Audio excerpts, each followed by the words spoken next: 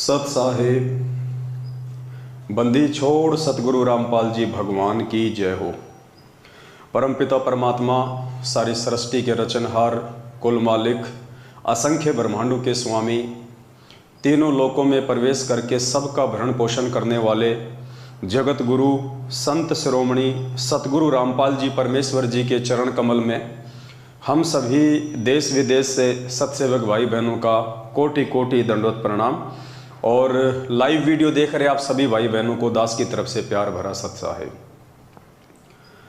पुण्यात्माओं, ये दया है परमपिता परमात्मा की, जिनके शुभ आशीर्वाद से आप और हम सभी भगत भाई बहन बरवाला कांड 2014 की सच्चाई से परिचित हो पा रहे हैं। एक एक करके सतलोक आश्रम मैनेजमेंट हरियाणा के द्वारा संगत में पूज्य गुरुदेव जी के वचन को तुड़वाए जा रहे प्रत्येक कर्म और कुकर्म को हम समझ पा रहे हैं। ये मालिक की विशेष रजा, विशेष मेहर आप और हम सभी आत्माओं के ऊपर है। कुछ भगत भाई बहन लाइव जुड़ जाएं, और जो लाइव जुड़ चुके हैं उनसे दास की प्रार्थना है आप जी वीडियो को ज़्यादा से ज़्यादा शेयर करें, ताकि सभी भगत भाई बहनों तक जो संदेशा परमपिता परमात्मा दिलवाना चाहते हैं वो संदेशा परमात्मा की आत्माओं तक पहुँचे। और जिस मकसद के लिए परमात्मा ने हम सत्सेवकों को खड़ा किया है, जो सात संगतियाँ पूज्य गुरुदेव जी रखवा रहे हैं, उन सात संगतियों का लाभ भगत समाज को मिले। तो जैसे जैसे आप भाई बहन जुड़ते जाएं, वैसे वैसे आप जी एक बार वीडियो को ज़्यादा से ज़्यादा शेयर भी करते रहें। वैसे तो आज दिन में दास ने थोड़ा बहुत हिंट आप सभी भाई बहनों को लाइव आके दे दिया था, और आज का जो विषय है, आज का जो मुद्दा है वो उत्तराखंड को लेके है। उत्तराखंड के स्टेट कोऑर्डिनेटर, संभागीय कोऑर्डिनेटर और नामदान संचालक को लेके है। उससे पहले दास कुछ एक बातें आप सभी भाई बहनों को बताना चाहेगा, आप जियों को समझाना चाहेगा। थोड़ा सा ध्यान से आप जी सुनने का जो है प्रयास करें। बहुत सारे भाई बहन अनजाने में, ना समझे में, भाववश ये कह देते हैं कि इस तरह की बातें जो जगत में वायरल होती हैं, जैसे कि आज का वीडियो, आज जिस प्रकार से उत्तराखंड के नामदान केंद्र के ऊपर एक युवा लड़की की नामदान संचालक के द्वारा जो मसाज की जा रही है, दास ने दिन में थोड़ा हिंट दिया था, वीडियो आप जी को मैं अब दिखाऊंगा। तो कुछ एक भाई बहनों की शंका रहती है कि इस तरह के वीडियो से कहीं ना कहीं गुरुदेव की जगत में बदनामी होती है, तो इस तरह के वीडियो को अवॉइड किया जाए। तो दास उन सभी भाई बहनों से करबद्ध प्रार्थना करता है, निवेदन करता है कि गुरु जी की बदनामी की चिंता आप लोग ना करें बिल्कुल भी। परमात्मा की इज्जत बढ़ती है या परमात्मा बदनाम होते हैं, इसकी चिंता आप बिल्कुल भी ना करें। और रही बात बेइज्जती की, अगर भगवान की भी बेइज्जती होती है तो फिर भाई 2014 बरवाला कांड में भगवान की जो बेइज्जती सतलोक आश्रम मैनेजमेंट हरियाणा के द्वारा, उनके कलयुगी परिवार वालों के द्वारा और आप और हमारे जैसे नासमझ मंदबुद्धि भक्तों के द्वारा जो हो चुकी है, उससे बढ़कर बेइज्जती वर्तमान में तो संभव नहीं है। तो गुरु जी की बदनामी की चिंता आप लोग ना करें। ये जो जगत वाले हैं ना, जगत वाले भाई बहन, जो आप कह रहे हैं कि जगत वालों को पता चलेगा तो गुरु जी की क्या इज्जत रहेगी, ये जगत वाले परमात्मा की उसी समय इज्जत करेंगे जब इन जगत वालों को हकीकत का पता चलेगा कि इस बेइज्जती का मुख्य कारण क्या है, रीजन क्या है। ये भी परमात्मा के बच्चे हैं, इनको भी सच्चाई का पता होना चाहिए। और जब तक इन भाई बहनों को, जगत वालों को सच्चाई का पता नहीं चलेगा, तब तक कैसे ये लोग सतगुरुदेव जी के नज़दीक आएंगे, कैसे ये लोग उनके सत्संग सुनना शुरू करेंगे। क्योंकि बेइज्जती का दो सबसे बड़ा दाग सतलोक आश्रम मैनेजमेंट हरियाणा ने 2014 बरवाला कांड के समय भोले भगत समाज को काले कपड़े पहना के, गुंडे मवाली बना के, गुरुदेव को इशार तारीख पे ना, जब जा रहे थे परमात्मा इशार तारीख पे, तो उनको ना जाने देना, उनको रोक के रखना, भगत भाई बहनों को ढाल के रूप में इस्तेमाल करना। तो सबसे बड़ी जो बेइज्जती थी, जो बदनामी थी, वो स्वयं गुरुदेव का परिवार उन पे 2014 में लगवा चुका है। अब तो वो बदनामी के जो दाग हैं धीरे धीरे वो धोए जा रहे हैं कि वास्तव में वो दागी कौन हैं, वो बदमाश लोग कौन हैं, वो असल में गुरुद्रोही लोग कौन हैं, जो आज पूज्य गुरुदेव जी की देश और दुनिया में निंदा और बदनामी का कारण बने हुए हैं और खुद भगोड़े बन के घूम रहे हैं, संगत के दान पे ऐसो आराम कर रहे हैं। आज तो उनकी पोल पट्टी खुलनी है भाई, और वो तो खुल के रहेगी। तो मेरी विशेषकर प्रार्थना है उन भाई बहनों से जो इस तरह की सोच अभी भी रखते हैं अपने मन में। देखिए, परमात्मा जब धरती पे आते हैं तो नकली संतों की पोल खोलते हैं, उनके कुकर्मों को उजागर करते हैं। परमात्मा ने काल भगवान के कुकर्मों को उजागर किया। अब काल भगवान कौन है? वो भी तो हमारा भाई है। और परमात्मा दुर्गा के साथ में उसके जो संबंध थे, जिस प्रकार से उसने बलात्कार करने का प्रयास किया सतलोक में और फिर वहाँ उसकी दाल नहीं गली तो 21 ब्रह्मांड में आके उसने जबरन उसके साथ बलात्कार किया, 3 बच्चे पैदा किए, ब्रह्मा विष्णु महेश, और अपनी मैथुन सृष्टि शुरू की। तो आप तो ये भी कह दोगे कल को कि भाई गुरुजी ये गलत कर रहे हैं, गुरुजी को कोई अधिकार नहीं है इस प्रकार से किसी की इज्जत उछालने का, किसी की बेइज्जती करने का। तो ये कोई बात ना थोड़ी ना हुई भाई।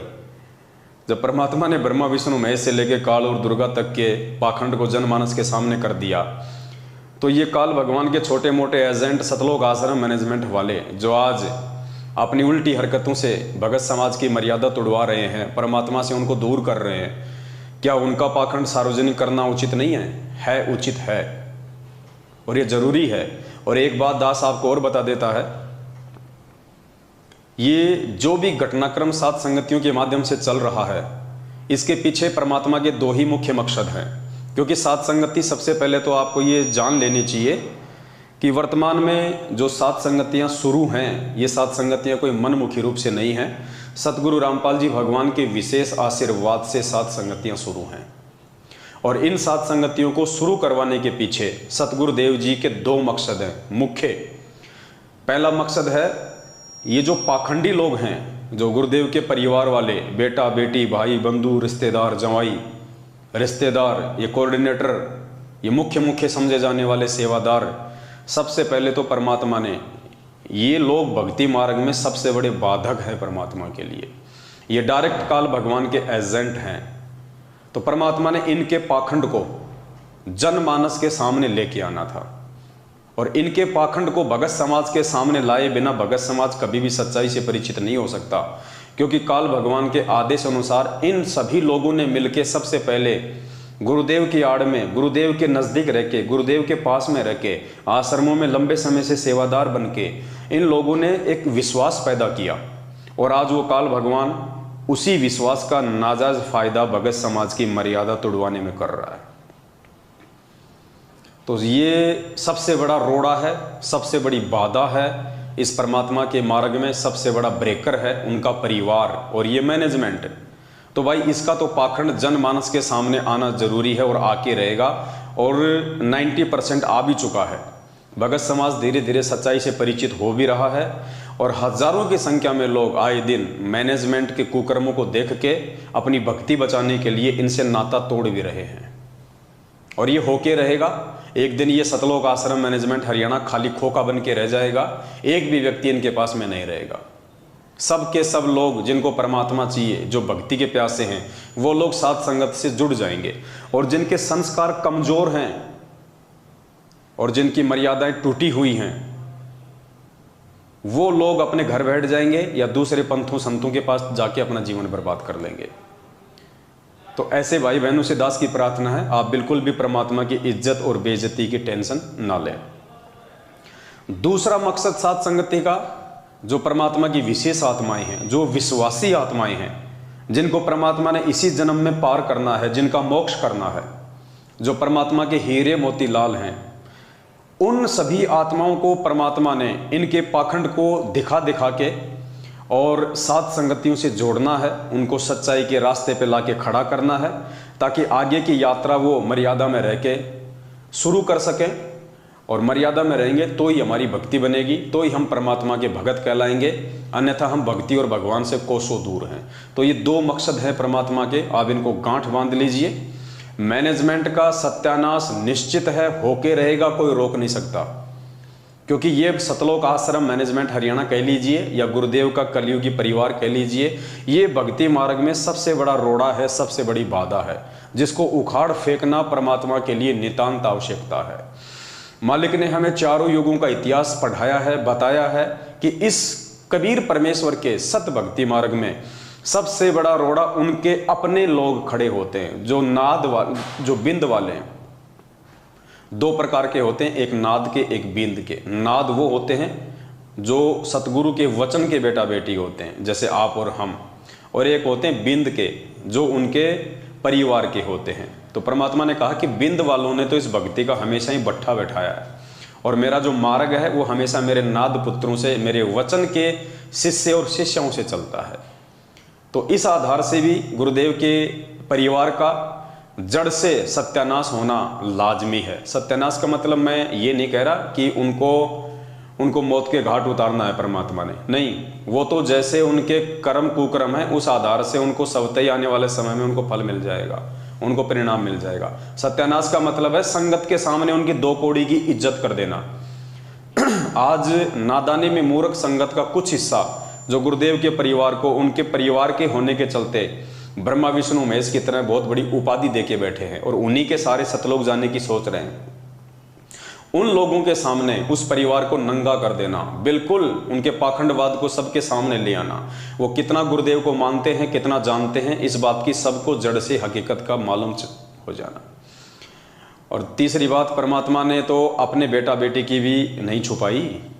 2008 में ही परमात्मा ने एक सत्संग में सार्वजनिक कर दिया था अपने बेटा बेटी के विषय में कि इस दास की 4 संतान थी, 2 लड़के 2 लड़कियां, और मुझे अच्छे से पता है वो आगे चल के मेरी कैसी इज्जत करते, कैसी मेरी खातिरदारी करते, मुझे अच्छे से पता है उनके व्यवहार का, उनके नेचर का। तो परमात्मा ने तो अपने बेटा बेटी की 2008 में ही खाट खड़ी कर दी थी। एडी से लेके चोटे तक उनके पाखंड को नंगा कर दिया था, ये 2 शब्द कह के कि मुझे अच्छे से पता है उनके व्यवहार का, उनके नेचर का, वो मेरी क्या सेवा करते, क्या मेरी खातिरदारी करते। अब इससे बड़ा सबूत और क्या चाहिए समझदार व्यक्ति को। और जो समझदार थे वो समझ चुके हैं, साथ संगतियों से समय रहते वो जुड़ चुके हैं। तो ये एक बात थी।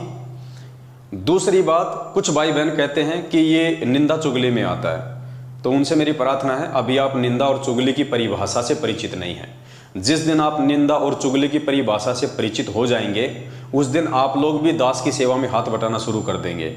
अभी आप लोगों की दुनिया वालों की तरह वैसे ही सोच है जैसे जब गुरुजी नकली संतों और पंथों की पुस्तकें दिखा दिखा के सत्संगों के माध्यम से पोल खोलते हैं, राधा स्वामी पंथ की, जय गुरुदेव पंथ की, अन्य पंथों की। तो उनके जो अनुयायी होते हैं या अन्य जो नासमझ जगत वाले लोग हैं, वो कहते हैं कि तुम्हारे गुरुजी तो निंदा करते हैं, क्योंकि अभी उनको निंदा की परिभाषा का ही नहीं पता। परमात्मा कहते हैं, साचा शब्द कबीर का प्रकट किया जगमाही, और जैसे को तैसा कहे सो तो निंदा नाही। चोर को चोर कहना, ठग को ठग कहना, साहूकार को साहूकार कहना, उसकी निंदा चुगली में नहीं आता है। तो मैनेजमेंट के जैसे कर्म हैं, जैसे कुकर्म हैं, उनको वैसा का वैसा संगत के सामने सार्वजनिक कर देना निंदा चुगली में नहीं आता है। और पुण्यात्माओं, समय बहुत बीत चुका है। दास की प्रार्थना है, जो नए भगत भाई बहन हैं, जो अभी भी साथ संगत की वीडियो देख रहे हैं, जो अभी निर्णय नहीं कर पा रहे हैं कि क्या सही और क्या गलत है, उनसे दास की प्रार्थना है, समय ज़्यादा नहीं है और समय रहते आप जी सच्चाई से परिचित हो जाओ, नीर खीर का निबेरा कर लो, अपना एक स्टैंड सेट कर लो। 2 नाव की सवारी करोगे, ना घर के रहोगे ना घाट के, धोबी की कुत्ते वाली हालत हो जाएगी आने वाले दिनों में। अगर भक्ति करनी है तो आपने सच्चाई का साथ देना पड़ेगा, आपने सच्चाई के रास्ते पे चलना पड़ेगा। झूठ और झूठों का साथ देके कोई भी व्यक्ति आज तक परमात्मा को प्राप्त नहीं कर पाया है। और इस दुनिया में, इस कबीर परमेश्वर के सत भक्ति मार्ग में सबसे बड़ा झूठा, सबसे बड़ा ठग और सबसे बड़े दुष्ट यदि कोई है तो उनका परिवार है, ये सतलोक आश्रम मैनेजमेंट हरियाणा है। ये सबसे बड़े बाधक है, सबसे बड़ा रोड़ा है। आज तक इस परमेश्वर को जितना भी और जिन जिन लोगों ने भी दुखी किया है, उसमें सबसे पहला नंबर गुरुदेव के परिवार का है, इस मैनेजमेंट का है। 2014 के बाद से जितने भी भक्ति विरुद्ध कुकर्म आप भाई बहनों से करवाए गए हैं, इस मैनेजमेंट ने करवाए, गुरुजी के परिवार ने कराए, हमने नहीं करवाए। कुपात्र होने के बावजूद आप लोगों से ज्योति पाठ और दान का पैसा लेके उस पैसे को हरियाणा के जाट आरक्षण में देना, आनंदपाल सिंह की CBI जांच में देना, अन्य सामाजिक धर्मों में देना, गौशाला में देना, जाट समाज को देना और आपके कर्म फुड़वाना, ये काम सतलोक आश्रम मैनेजमेंट हरियाणा ने किया है, गुरुदेव के कलयुगी परिवार ने किया है। तो यथासंभव जितना हो सके इस काल के जाल से बाहर निकलो। अगर भक्ति करनी है तो, अगर बकवाद करनी है तो इनके तलवे चाटते रहो, तुम्हें कोई रोकने वाला नहीं है। फिर आने वाले समय में परमात्मा को दोष मत देना, गुरुदेव को दोष मत देना कि हम तो भक्ति भी कर रहे थे, फिर हमारे साथ में ऐसा क्यों हुआ। तो अब हम आगे का वीडियो शुरू करते हैं और आज हमारा जो विषय है वो उत्तराखंड को लेके है। दिन में दास ने जिक्र कर दिया था, फिर भी एक बार मोटा मोटी दास आपको बता देता है कि उत्तराखंड की संगत में वर्तमान में बहुत भयंकर भूचाल चला हुआ है। हो सकता है 30% भाई बहनों को नहीं पता हो सच्चाई का, लेकिन 60 से 70% उत्तराखंड की संगत में भूचाल मचा हुआ है और संगत अच्छे से जान रही है, पहचान रही है कि ये जितने भी सेवादार के नाम पे कोऑर्डिनेटर हैं, नामदान संचालक हैं, सारे के सारे ठग हैं। इनका काम केवल संगत को उल्टे सीधे आदेश बता के गुमराह करना है, डरा के रखना है पीले पर्चों की आड़ में और अपनी जेबें भरनी है। अब इनका पाखंड उत्तराखंड की संगत के सामने धीरे धीरे करके आ चुका है। लोग समझ रहे हैं, समझ चुके हैं।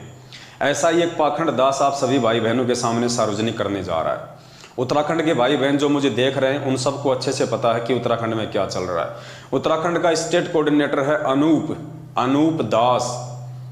पहले संजय पाल था, 2014 बरवाला कांड के समय संजय पाल था उत्तराखंड का कोऑर्डिनेटर। उसके बाद में अब ये जो वर्तमान का स्टेट कोऑर्डिनेटर है अनूप दास, ये मैनेजमेंट की ज़्यादा चापलूसी करने लग गया। तो मैनेजमेंट ने संजय पाल को पहले तो आधे उत्तराखंड का कोऑर्डिनेटर रखा और आधे उत्तराखंड का कोऑर्डिनेटर रखा इसको अनूप दास को। उसके बाद में संजय दास थोड़ा थोड़ा सच्चाई समझने लग गया था, वो इनका इतना सहयोग नहीं कर रहा था, जिसके चलते संजय पाल को उत्तराखंड के स्टेट कोऑर्डिनेटर की पदवी से हटा दिया गया और पूरे उत्तराखंड की जिम्मेदारी, पूरे उत्तराखंड को लूटने की सेवा इस अनूप दास को दे दी गई 2014 बरवाला कांड के बाद। और एक संभागीय कोऑर्डिनेटर है इनका दीप दास, संभागीय कोऑर्डिनेटर दीप दास। इन दोनों के बीच में पिछले 1 महीने से घमासान लड़ाई चल रही है, चाहे वो पद को लेके हो, चाहे वो पैसों को लेके हो। ज़्यादातर उत्तराखंड की संगत को इस बात का पता है। इन दोनों के बीच में भयंकर लड़ाई झगड़ा चल रहा है। दोनों की आपस में माँ बहन होती है, माँ बहन की गालियों से ये बातें करते हैं, एक दूसरे की निंदा चुगली करते हैं। और 20 लाख का गबन का आरोप उत्तराखंड के स्टेट कोऑर्डिनेटर अनूप दास ने दीप दास जो कि संभागीय कोऑर्डिनेटर है उसके ऊपर लगा रखा है। और दोनों बराबर की टक्कर के हैं। दीप दास भी पद छोड़ने को तैयार नहीं है, अनूप दास तो छोड़ने को तैयार होगा ही कहाँ से, क्योंकि वो तो 7 साल से मोटी मोटी मलाई खा रहा है, तो उसको तो हराम की खाने की आदत लग चुकी है, वो तो छोड़ ही कैसे देगा। तो दोनों के बीच में पैसों को लेके भयंकर मारामारी हो रही है। उत्तराखंड का स्टेट कोऑर्डिनेटर नहीं चाहता है कि अनूप दास दीप दास उत्तराखंड का संभागीय कोऑर्डिनेटर रहे, इसलिए उसको हटाने की तैयारी चल रही है। और संगत के सामने जैसे ये सारी बातें आई तो संगत ने भी ये अपना मूड बना लिया कि इन दोनों को हटाया जाए। लेकिन बात वही है, अगर और किसी को चूज करोगे और किसी को कोऑर्डिनेटर बनाओगे तो वो भी यही काम करेगा जो ये कर रहे हैं वर्तमान में, क्योंकि ये नामदान संचालक, ये जो जितने भी नामदान केंद्र हैं ये गुरुदेव के आदेश से है ही नहीं। इसलिए आप जितने भी नामदान केंद्र खोलोगे, जितने भी नामदान केंद्रों पे इन लोगों को बैठाओगे, ये सब के सब लोग संगत को ही ठगेंगे और इनका दूसरा कोई काम नहीं है काल प्रेरणा से। ये आप लोगों को भक्ति मार्ग की बातें नहीं बता सकते, आप लोगों को ज्ञान की बातें नहीं बता सकते। ये केवल आपकी मर्यादा तोड़वा सकते हैं, आपको भक्ति और भगवान से धीरे धीरे करके दूर लेके जा सकते हैं। तो आजकल हो क्या रहा है कि अनूप दास का एक रिश्तेदार है जोगा दास। अनूप दास जो स्टेट कोऑर्डिनेटर है उत्तराखंड का, उसका रिश्तेदार है जोगा दास, जो लोहा घाट है या बाला घाट है, मैं भूल जाता हूं बार बार, वहां का नामदान संचालक है जोगा दास, अनूप दास का रिश्तेदार। अब दीप दास और अनूप दास के बीच में लड़ाई चल रही है। अब बीच में जोगा दास के यहाँ पे जो नामदान केंद्र है वहां से एक वीडियो वायरल होता है, छोटा सा 50 सेकंड का, जिसमें उत्तराखंड के स्टेट कोऑर्डिनेटर के इज्जतदार रिश्तेदार जोगादास जी अपने ही नामदान केंद्र पे और उसी नामदान केंद्र पे भंडारे में सेवा के लिए आने वाली एक 20-22 साल की एक लड़की है जिसने नाम ले रखा है, उस लड़की की नामदान केंद्र पे लेटा के उसकी मसाज कर रहा है। लड़की जो है औंधी लेटी हुई है और एक मशीन है जो हेड मसाज की आती है, उस मसाज से उसकी कमर की मसाज कर रहा है खुद जोगादास। है तो बेहद शर्म की बात, है तो बेहद घटिया बात, बेहद निंदनीय है। मान लीजिए यदि उस बहन को कमर में दर्द था, कोई पीड़ा थी, तो उसकी मसाज कोई बहन भी तो कर सकती थी, कोई दूसरी लड़की भी तो उसकी मसाज कर सकती थी। नामदान संचालक ही क्यों मसाज कर रहा उसकी? पुण्यात्माओं, ये अपोजिट सेक्स का मामला है। रजोगुण का प्रभाव धरती पे सबसे ज़्यादा है और मर्यादा सबकी खंडित है। ये तो सिर्फ दास आपको एक ऑप्शनल बात बता रहा है कि मान लीजिए उस लड़की की कमर में दर्द था, तो उसकी मसाज कोई दूसरी लड़की भी तो कर सकती थी। वहां पे और भी लोग खड़े हैं, अभी आपको वीडियो दिखाऊंगा, उसमें और माता बहनों की भी आवाज आ रही है जो वहीं बैठे हुए हैं, और वो जोगादास नामदान संचालक ही उस बहन की मसाज कर रहा है। शर्म की बात है। और उसके बाद फिर वीडियो भी वायरल कर रहा है। अब धीरे धीरे उत्तराखंड में जब ये वीडियो फैलने लगा, दास पहले आपको एक बार वीडियो दिखा देता है, और उत्तराखंड के बालाघाट या लोहाघाट के जो भाई बहन हैं, चंपावत जिला है, जिला चंपावत, बालाघाट, एक मिनट में भी देख लेता हूं कौन सा घाट है वो।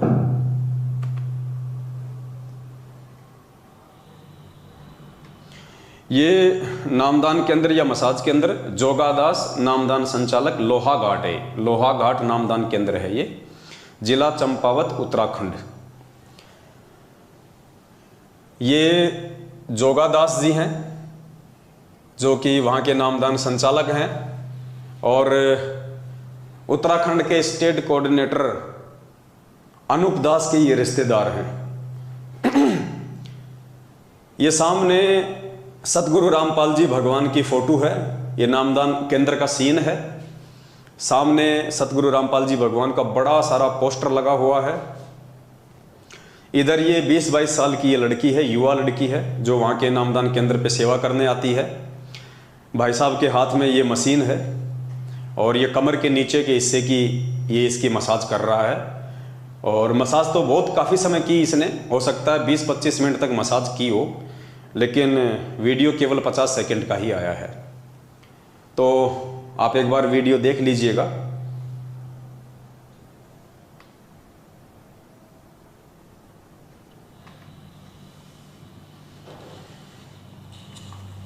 ये देखिए जोगादास जी, हमारी युवा बहन है, 20-25 साल की, भंडारे में सेवा करती है, खुद उसकी मसाज कर रहा है। कहाँ मसाज कर रहा है ये भी देख लीजिए। लड़की हंस भी रही है, आवाज आएगी।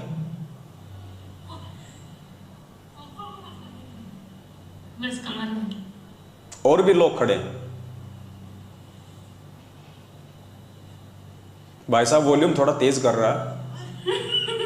अरे हंसो मत बहन जी, हंसो मत, कोई नहीं देख रहा, कोई नहीं देख रहा, हंसो मत। तो पुण्यात्माओं, ये वीडियो आप सभी भाई बहनों के सामने, जो उत्तराखंड के लोग हैं वो अच्छे से जानते हैं इनको, अच्छे से पहचानते हैं इनको, इसलिए ये कोई झूठा वीडियो नहीं है, ये कोई फर्जी वीडियो नहीं है।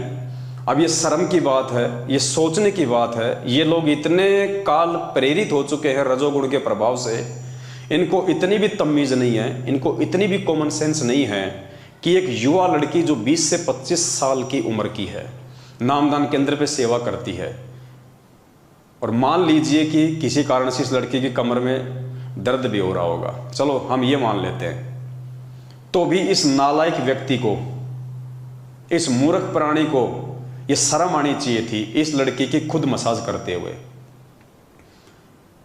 इसके घर में इसकी पत्नी भी है, इसके घर में इसकी बेटी भी होगी, नामदान केंद्र पे और भी माता बहनों की आवाज़ आ रही है, क्या वो मसाज नहीं कर सकती थी?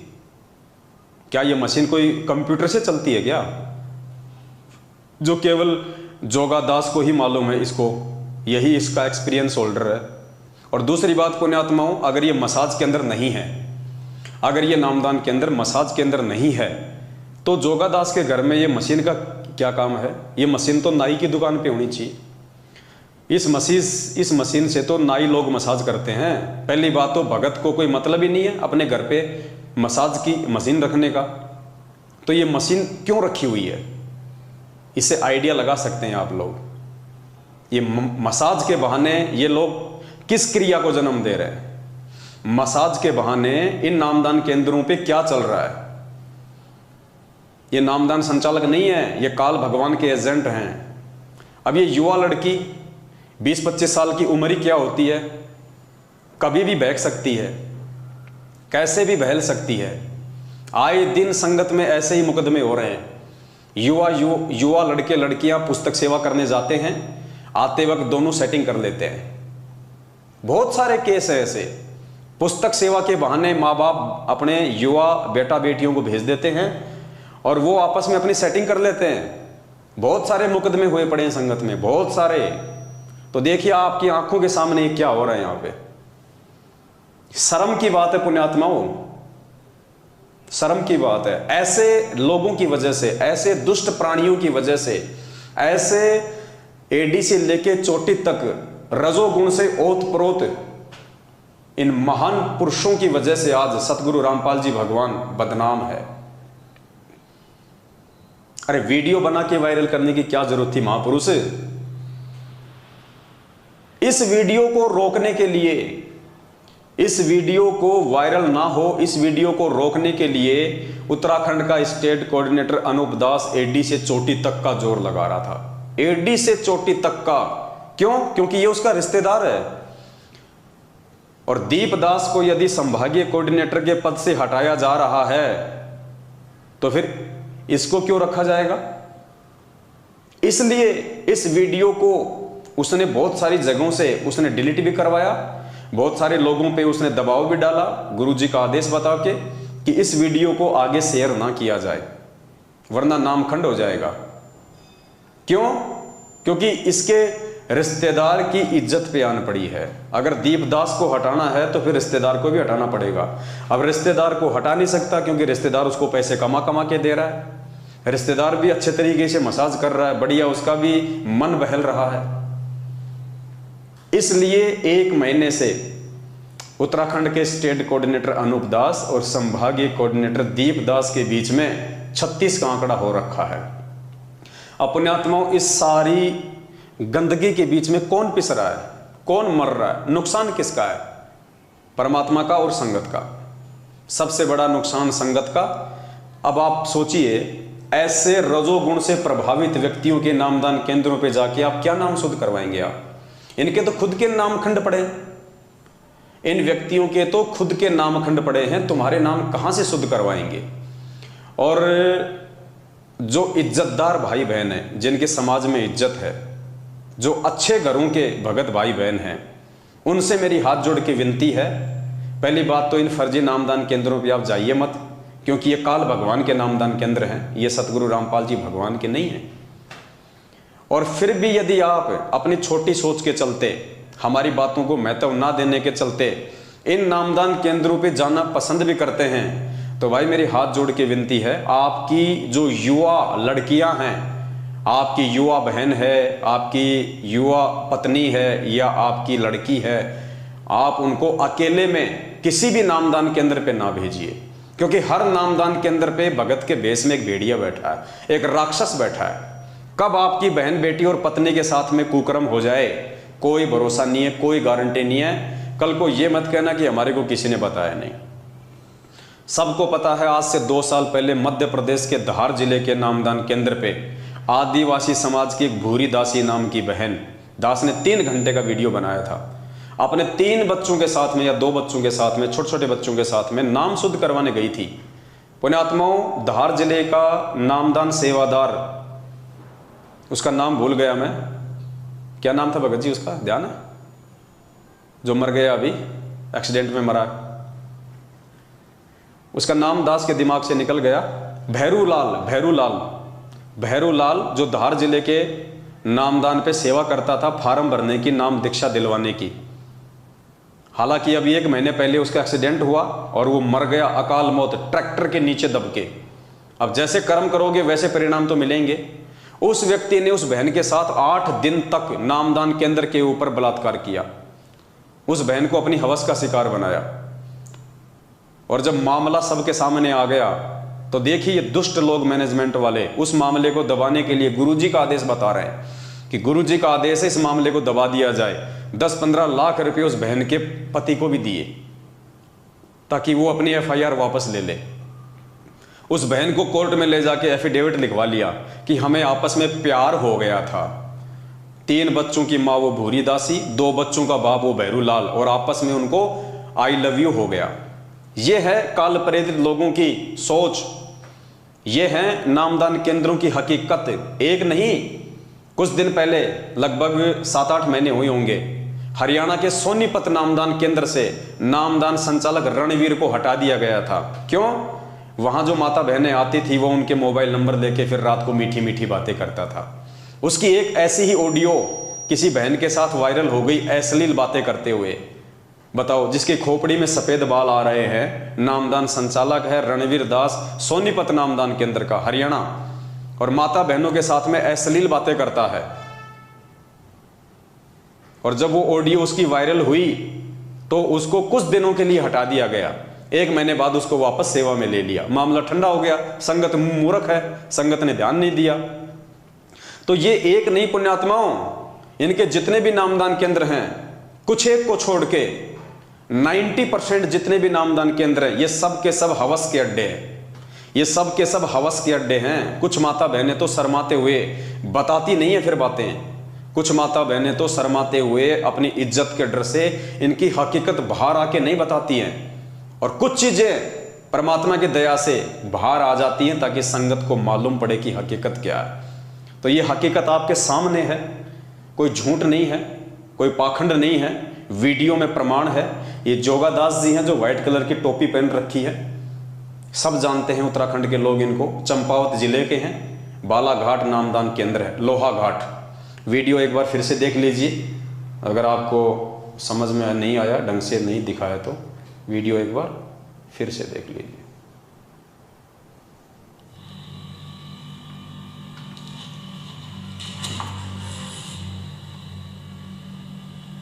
ऐसे दर्द हो गया।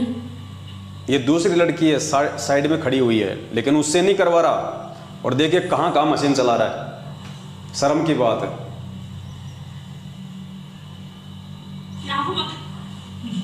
गुदगुदी हो रही है, हंस रही है।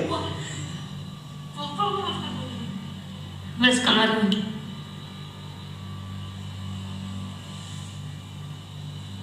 अरे वॉल्यूम ज्यादा मत कर, रहने दे भाई, वॉल्यूम ज्यादा मत कर।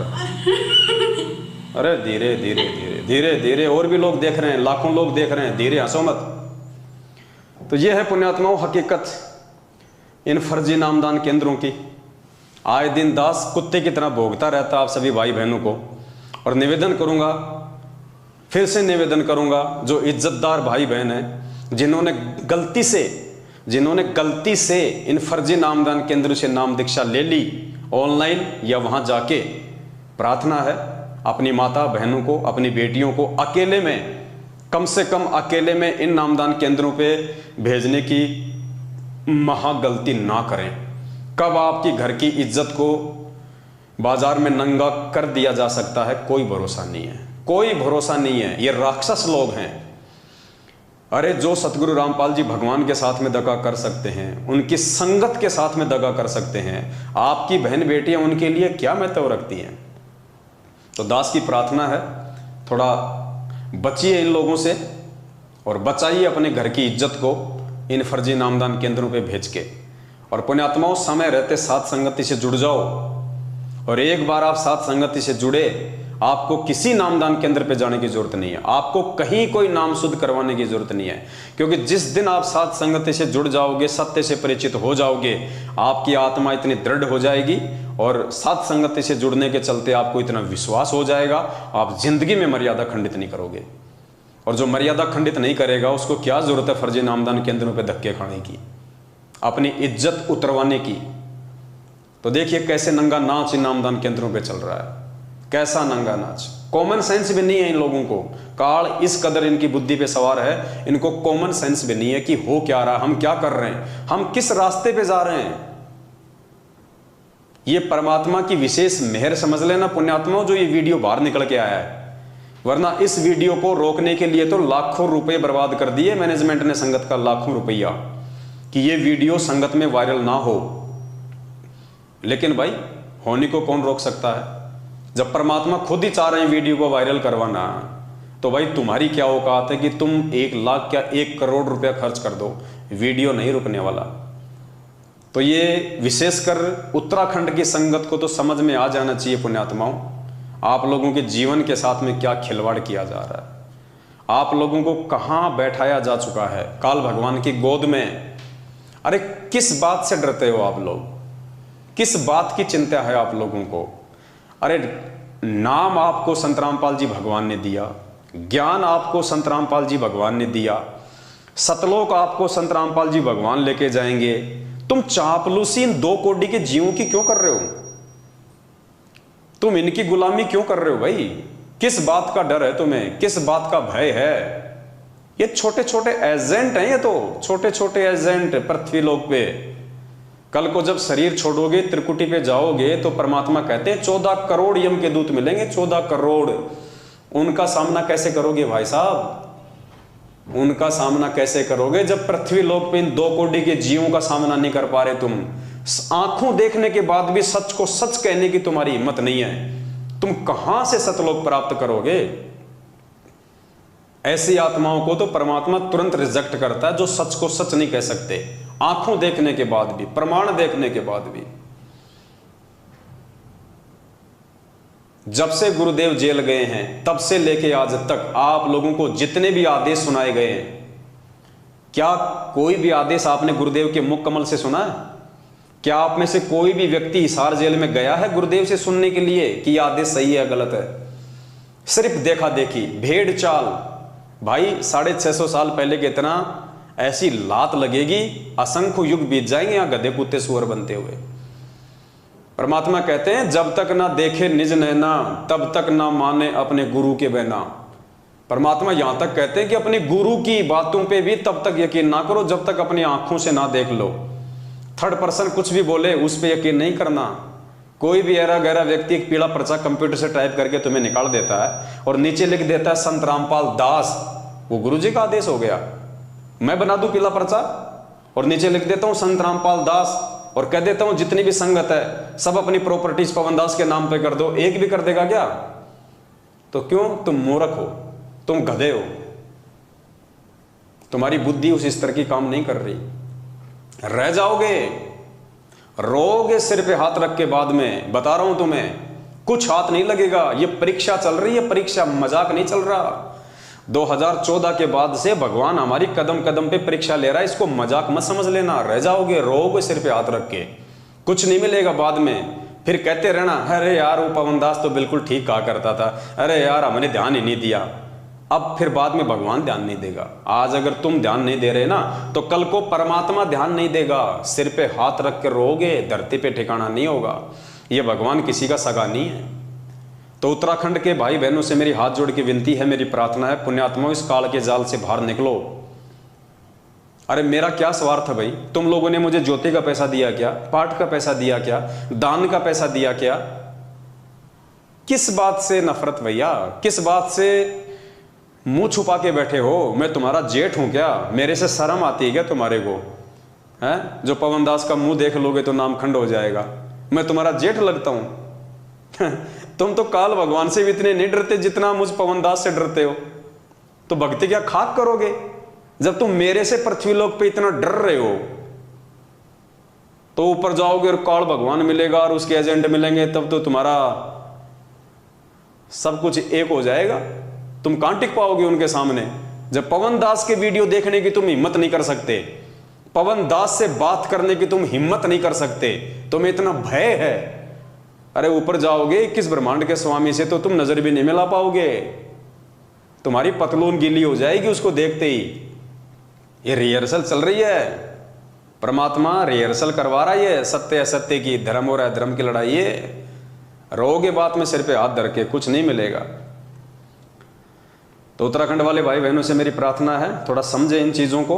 और दूसरा ये देखिए, दास आपको पिछली बार भी ये दिखाना चाहता था लेकिन आपको दिखा नहीं पाया, मूर्खता की हद होती है।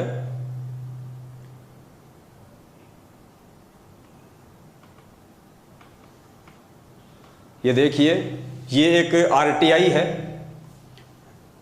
जो 27 मई 2022 यानी पिछले महीने की 27 तारीख को ये आरटीआई मध्य प्रदेश के भक्तों ने लगाई हिसार जेल में, ये जानने के लिए कि हिसार जेल के नाम से सतलोक आश्रम मैनेजमेंट हरियाणा जो पीले पर्चे भेजता है, फर्जी लेटर बना के भेजता है, नकली ऑडियो भेजता है, पुस्तकें छाप के भेजता है कि गुरुजी ने जेल से लिख के भेजी हैं, ये सब सही हैं या गलत हैं, इनमें कितनी सच्चाई है, इस बात को जनमानस के सामने लाने के लिए कोई लॉर्ड बुद्धा फाउंडेशन नाम करके कोई एक संस्था है। हालांकि वो लोग ज्ञान आधार से नहीं चल रहे हैं, गुरुजी को परमात्मा नहीं मानते हैं, मान बढ़ाई वश उन्होंने, पहले वो दास के साथ में थे, उसके बाद में मान बढ़ाई वश वो लोग दूर हो गए। उन्होंने सोचा कि हम भी संगत को ऐसे जोड़ लेंगे जैसे पवन दास ने जोड़ लिया। पवन दास ने संगत को नहीं जोड़ा, परमात्मा ने जोड़ा है। तो पवन दास बनने की चाहत में इन्होंने मेरे से अलग होके एक नया पाखंड शुरू किया कि हम गुरुजी की जमानत करवाएंगे। जमानतनामा फॉर्म भरवाए मूर्खों से, 500 रुपए ले लिए कई मूर्खों से, और वही हालत है आज, वहीं के वहीं है वो। तो उन्होंने एक आरटीआई लगाई अभी पिछले महीने, तो उस आरटीआई में क्या जवाब आया है, राज्य जन सूचना अधिकारी कम जेल अधीक्षक केंद्रीय हिसार जेल नंबर 2 सेवा में श्री BL सूर्यवंशी अध्यक्ष lord Buddha foundation 197/1 Surajpol Ranjit palace Surajpol Ratlam Madhya Pradesh. ये क्रमांक नंबर हैं आरटीआई के, ITR है या RTI क्या मुझे तो पता भी नहीं इनका। ये क्रमांक नंबर है 3165, दिनांक 27/5/2022। विषय सूचना के अधिकार अधिनियम 2005 की धारा 6/1 के तहत आवेदन एवं धारा 7/1 के तहत जानकारी दस्तावेज प्रदान करने बाबत।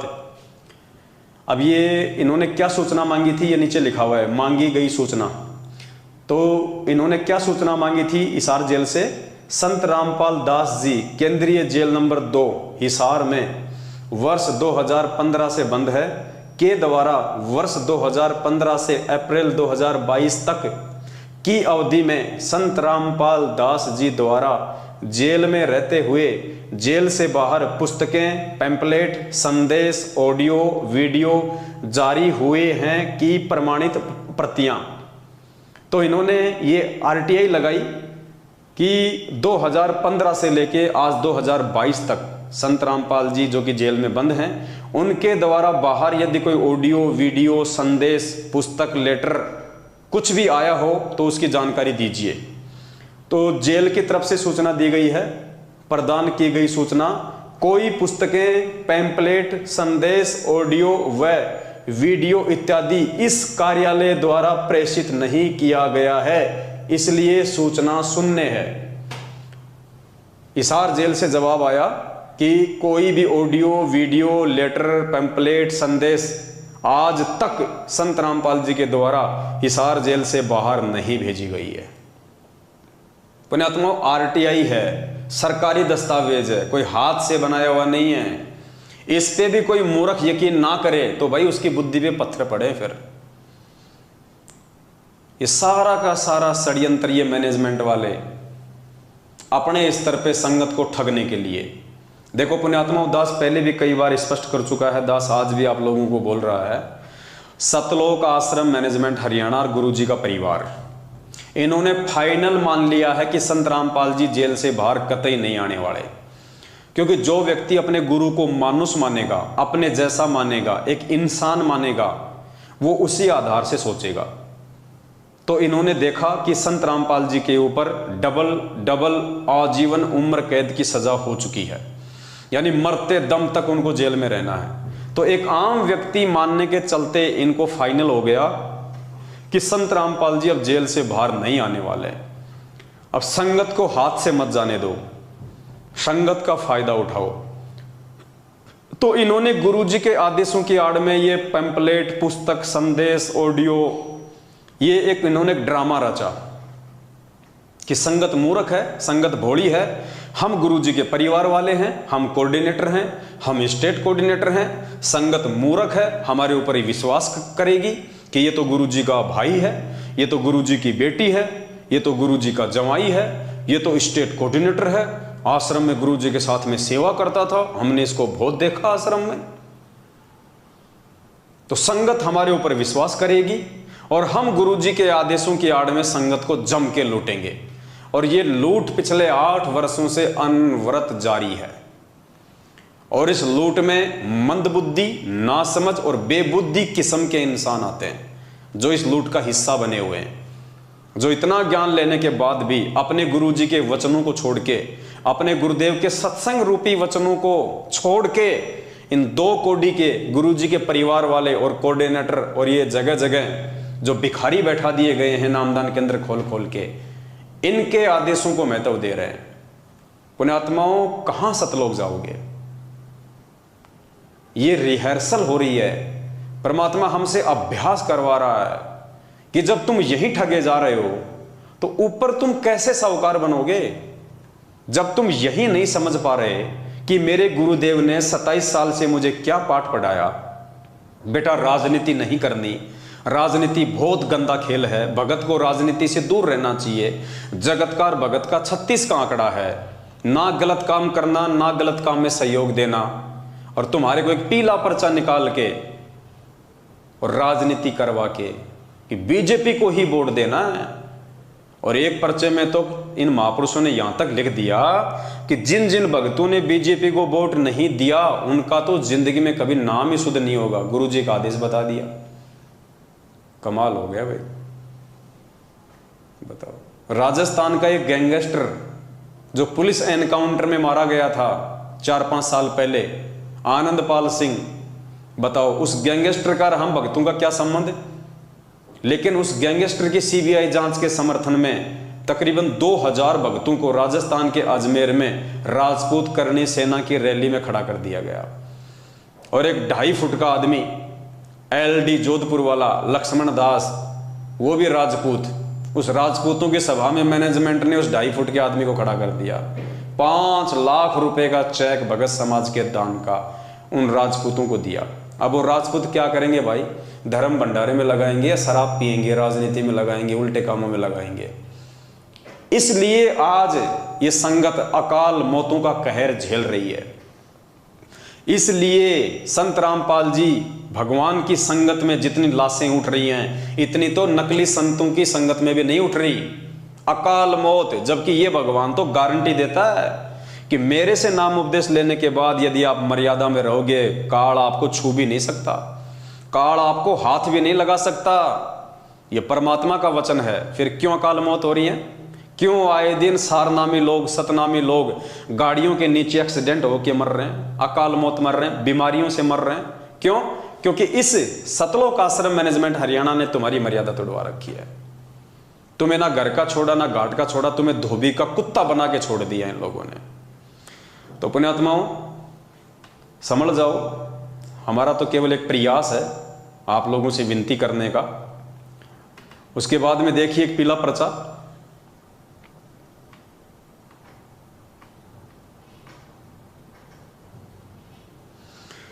ये देखिए, दिनांक 25/6/2022, अभी 3 दिन पहले ये पीला पर्चा आया है। 3 दिन पहले, 3 दिन पहले का ये पीला पर्चा है। और ये पीला पर्चा किस विषय में है, थोड़ा सा दास आपको वर्बली बता देता है। आपको पता है आज से 5-6 दिन पहले सतगुरुदेव जी की जो कलयुगी बेटी है मंजू, उसका जो पति है संजय खानपुर वाला, जो सतलोक आश्रम बरवाला में गुरुजी का बॉडीगार्ड था, गनमैन था, गुरुजी की बॉडी की रक्षा करता था, आर्मी से रिटायर,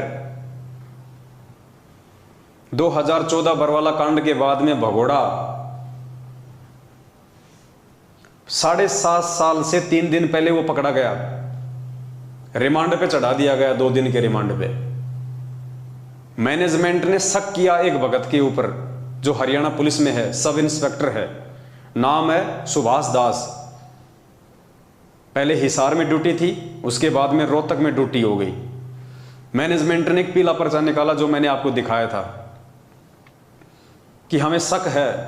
गुरुजी की तरफ से वो पीला पर्चा लिख के बताया कि गुरुजी ने लिखा है कि मुझे शक है कि सुभाष ने ही संजय खानपुर वाले को पकड़वाया है, और इस सुभाष को सभी नामदान केंद्रों से नो एंट्री कर दो, संगत से इसकी नो एंट्री कर दो। इसने तो सांप का काम किया, सांप का, आस्तीन के सांप का काम किया है। वो पीला पर्चा मैंने आपको पढ़ाया। 2 दिन बाद एक दूसरा पीला पर्चा आ गया, ये 2 दिन बाद, सत साहेब सर्व संगत को दास का शुभ आशीर्वाद, परमेश्वर कबीर जी में आपकी आस्था और दृढ़ हो।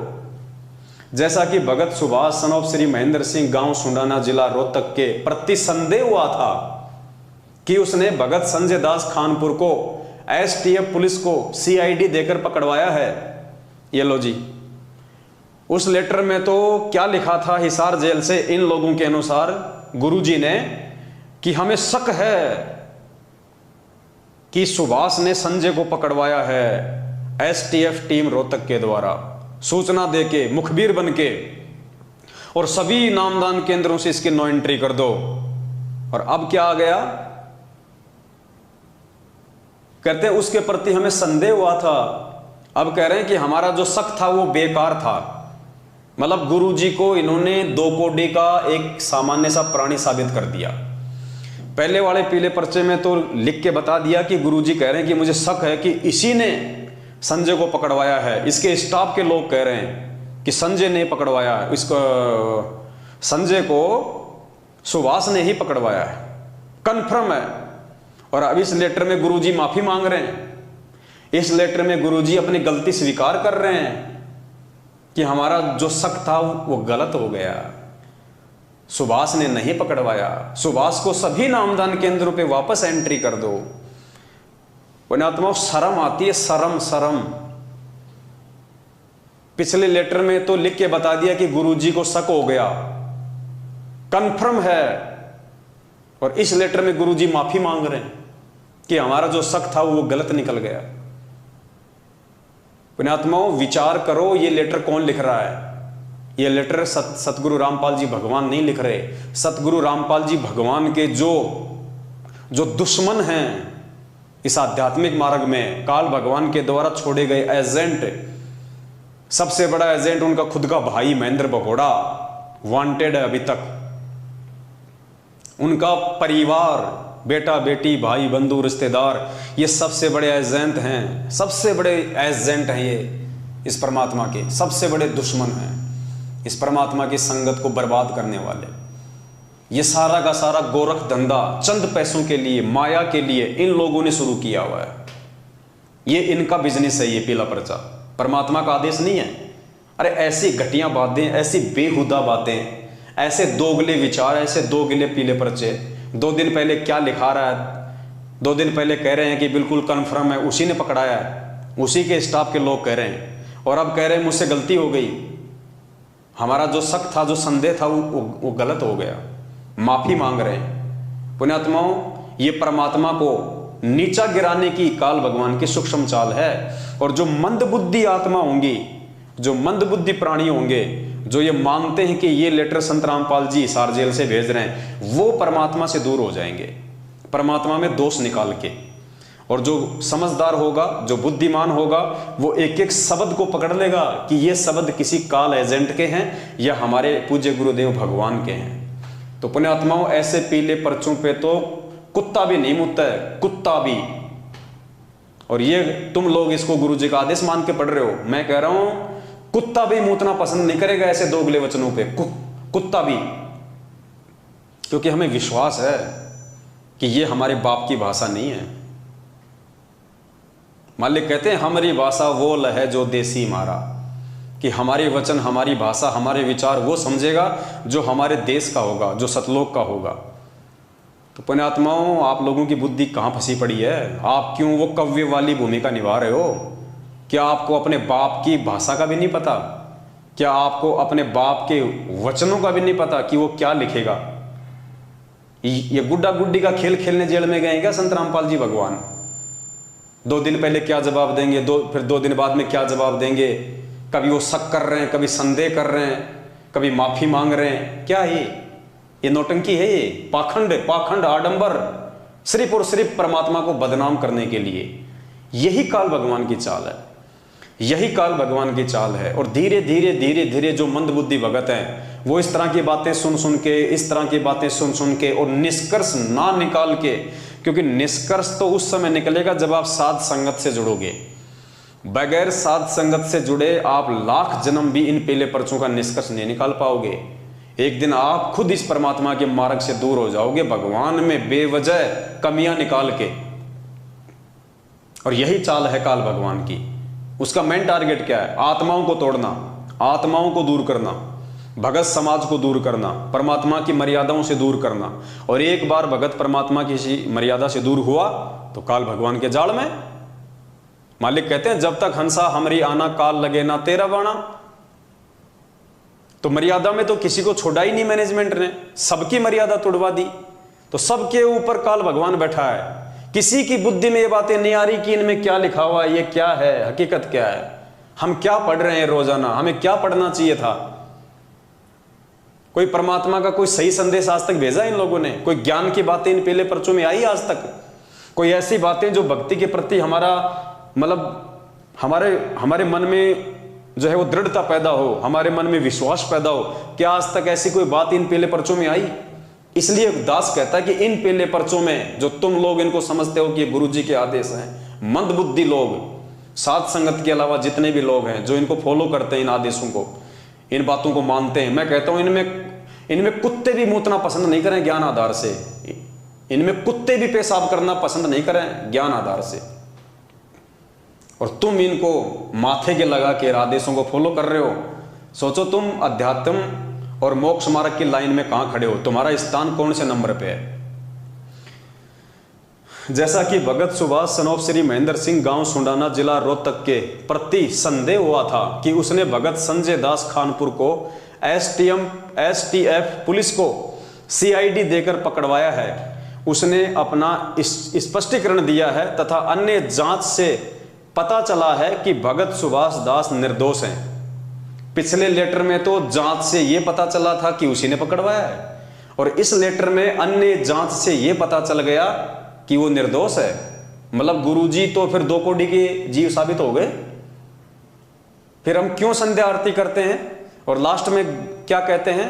अंतर्यामी एक तुम, आत्म के आधार, जो तुम छोड़ो हाथ तो मोए कौन उतारे पार। एक तरफ तो हम गुरुजी को अंतर्यामी कह रहे हैं और दूसरी तरफ यहां क्या, अंतर्यामी को यहां पे 2 कोड़ी का जीव साबित किया जा रहा है। 2 दिन पहले तो उन्होंने पक्का बता दिया कि सुभाष ने पकड़वाया है, जांच से पता चला है, उसी के साथियों ने बताया है। और आज क्या कह रहे हैं कि जांच से पता चला है कि सुभाष तो निर्दोष है। पुण्यात्माओं, शर्म करो, शर्म। गधे कुत्ता बनने के लिए भी जगह नहीं बचेगी, गधा कुत्ता बनने के लिए भी जगह नहीं बचेगी अगर यूं ही मूर्खता में चलते रहे तो। ये परमात्मा एक बार हाथ से निकल गए ना, फिर कुम्हार के नीचे आओगे, कुम्हार के, फिर क्या हाल होगा। आज मानव शरीर में सुखी नहीं है, कल को जानवर योनि में कहां से सुखी होगी। ये मजाक नहीं चल रहा, ये धरती पे बहुत बड़ा युद्ध चल रहा है, धर्म युद्ध, काल भगवान और इस पूर्ण परमात्मा सतगुरु रामपाल जी भगवान के बीच में। काल भगवान ने अपने एजेंट के रूप में इस मैनेजमेंट को धरती पे उतार रखा है, और सतगुरु ने अपने सेवकों के रूप में सत्सेवकों को उतार रखा है। ये निर्णय कर लेना आप लोग वीडियो देखने वाले, रोगे, पछताओगे, धरती पे ठिकाना नहीं मिलेगा। उसकी नो एंट्री समाप्त की जाती है। भगत किसी भी आश्रम, नामदान केंद्रों व सत्संगों में जा सकता है। संदेह के कारण भगत सुभाष दास जी को जो कष्ट हुआ है तो दास क्षमा याचना करता है। ऐसा ही वो सुभाष दास होगा जो इस पर्चे को मान लेगा। अगर सुभाष दास ने इस पर्चे को मान लिया तो नालायक, तेरा गुरु तेरे से माफी मांग रहा है, तेरा गुरु तेरे से माफी मांग रहा, तेरे को तो जीने का भी हक नहीं दुनिया में। वो सुभाष दास सब इंस्पेक्टर अगर ये वीडियो देख रहा हो तो ध्यान से पढ़ ले इस लाइन को। तेरा गुरु तेरे से माफी मांग रहा हाथ जोड़ के। अगर तुझे लगता है कि ये पीला पर्चा तेरे गुरु जी का है तो तुझे तो धरती पे जीने का अधिकार भी नहीं है। लेकिन किसकी बुद्धि में आएंगी ये बातें? दास का उद्देश्य आपको पटरी पर रखना है, पाप से बचाना, सतलोक पहुंचाना। अब इस लेटर में क्या लिखा जा रहा है गुरु जी की तरफ से कि दास का मकसद आपको पटरी पे रखना है, दास का मकसद आपको भक्ति करवाना है। और अगर इस पीले पर्चे के आने से पहले और पीले जो पिछला जो पीला पर्चा था उस आधार से अगर वो डिप्रेशन में आ जाता और वो आत्महत्या कर लेता कि मेरा तो जीवन का कोई मकसद ही नहीं रहा, मैं तो सब कुछ छोड़ छाड़ के परमात्मा की भक्ति पे लगा हुआ था, परमात्मा ने मुझे रिजेक्ट कर दिया, मेरी नो एंट्री कर दी। अगर वो सुभाष दास 2 दिन पहले डिप्रेशन में आ जाता और आत्महत्या कर लेता, सुसाइड कर लेता, तो क्या खाक उसको पटरी पे रखना है? इस लेटर में लिखा जा रहा है कि दास का उद्देश्य आपको पटरी पर रखना है, पाप से बचाना है। अगर 2 दिन पहले वो मर जाता डिप्रेशन में आके पिछले पीले पर्चे के माध्यम से, तो क्या खाक ये लाइन यहां पे लिखी गई है? पुण्यात्मा, ये है मूर्खता। आपके गुरु को आप ही के द्वारा 2 कौड़ी का साबित करवाया जा रहा है। और सबसे बड़े दोषी, मैनेजमेंट से भी बढ़ के दोषी अगर कोई होगा परमात्मा का, तो ये मूर्ख संगत होगी। मूर्ख संगत जो अपने आत्म कल्याण के लिए भी जागरूक नहीं है, सबसे बड़े दोषी आप लोग होंगे। उनका तो काम है तुम लोगों को जहर पिलाना, लेकिन तुम लोग क्या अंधे हो क्या? क्या तुम इतना भी डिफरेंट नहीं कर सकते कि सामने जहर है या फिर ये पानी है? सबसे बड़ी कमी संगत की रहेगी। और जैसे ही पीला पर्चा आया उसके बाद में एक भगत भाई ने, जो महेंद्र भगोड़े का सुपुत्र अमित गालीबाज, अमित महेंद्र का लड़का, गुरुजी का भतीजा, उससे बात की कि भगत जी बड़ी दुख की बात है कि अपने ही भगत लोग ये गद्दारी कर रहे हैं, अपने ही भगत गद्दारी कर रहे हैं। बताओ, संजय खानपुर को अपने ही भगतों ने सीआईडी करके पकड़वा दिया। वो बेचारा सही कह रहा था क्योंकि मैनेजमेंट ने पीला पर्चा निकाला था कि सुभाष ने गद्दारी करी है, उसने पुलिस को इंफॉर्मेशन दे के पकड़वाया है। तो उसी आधार से भगत ने महेंद्र के लड़के अमित को फोन कर दिया कि भगत जी ये तो बड़ी दुख की बात है, देखो कैसे अपने ही भगत भाई जो है वो गद्दारी कर रहे हैं। तो महेंद्र के सुपुत्र का क्या जवाब है पता है? तने के लेना देना, तेरे पिछवाड़े पे लात मारूंगा, तेरे पिछवाड़े पे। पिछवाड़ा ये होता है इधर, ये तेरे पिछवाड़े पे लात मारूंगा। ये किसके वचन है? अरे वो तो बेचारा पूछ रहा है, उसका अधिकार है, क्योंकि तुमने पूछने के लिए ऑप्शन दिया है, पीला पर्चा निकाला है, तो पूछेगा नहीं क्या? और पूछ रहा है तो कह रहा है तेरे पिछवाड़े पे लात मारूंगा। सुनिए उसकी ऑडियो, महेंद्र के सुपुत्र की। हेलो दादी, हेलो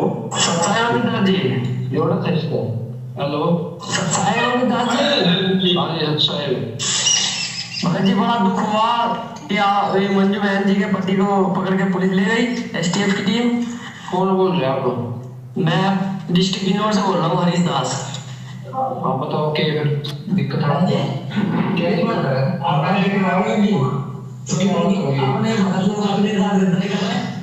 कोई होता नहीं है, दूसरी सेवा है, ठीक है? अरे आप गुरुजी की सेवा है, गुरुजी कहीं रखे हैं। अरे गुरुजी ने यही सिखाया है कि आगे कानून का दुरुपयोग करो। आप भी तो जो है विद्रोह केस में अंदर गए थे और आप सारे डॉक्यूमेंट गायब करवा दिए उन्होंने, आप भाग गए। तेरे पे छोड़ा गलत मारूंगा, समझा? बड़े ये आवाज मुझे है, डॉक्यूमेंट गायब करवा दिया उन्होंने, आप भाग। क्या कह रहा है? तेरे पिछवाड़े पे लात मारूंगा, ध्यान से सुनना। तेरे पे छोड़ा बात मारूंगा, समझा? भाई ये आवाज है। हाँ। ये आवाज नहीं, ये भी तो ये वचन है सारनामी अमित के, जो महेंद्र भगोड़े का सुपुत्र है, गुरुजी का भतीजा है, ये उसके वचन है।